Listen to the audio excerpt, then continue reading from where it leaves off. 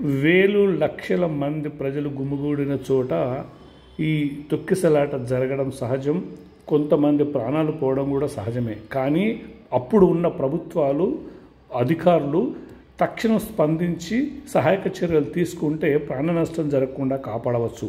ప్రస్తుతం జరుగుతున్న కుంభమేళలో యోగి ఆదిత్యనాథ్ గారు అదే పనిచేసిండ్రు. ఆయనను మనం అభినందించాలి. అయితే ఇక్కడ 2013 ఫిబ్రవరి 10 తారీఖు నాడు అదే కుంభమేళలో ప్రయాగరాజ్లో తొక్కిసలాట జరిగింది. అది స్నానఘట్టాలలో కాదు, రైల్వే స్టేషన్లో.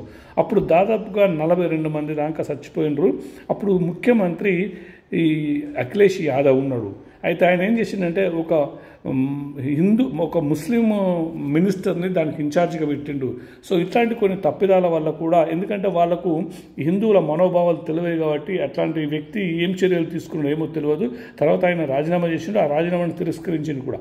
అసలు ఇక్కడ విషయం చెప్పాల్సింది ఏంటంటే, ఆ రోజు ముందుగాల ఆ రోజు తన హయాంలో జరిగిన తొక్కిసలాట గురించి అఖిలేష్ యాదవ్కు చాలా బాగా తెలుసు. కానీ ఈరోజు యోగి ఆదిత్యనాథ్ మీద ఒక రాజకీయ కక్షతోని ఆయన మీద విషం కక్కుతున్నాడు.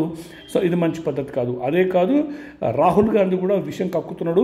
ఎందుకంటే ఆ రోజు సెంట్రల్ గవర్నమెంట్లో మన్మోహన్ సింగ్ ప్రధానమంత్రి ఉన్నాడు. వీళ్ళ అమ్మ అప్పుడు సూపర్ ప్రైమ్ మినిస్టర్గా ఆమె యాక్ట్ చేస్తుంది. సో వాళ్ళు సహాయక చర్యలు అంతగానం అప్పుడు లేవు.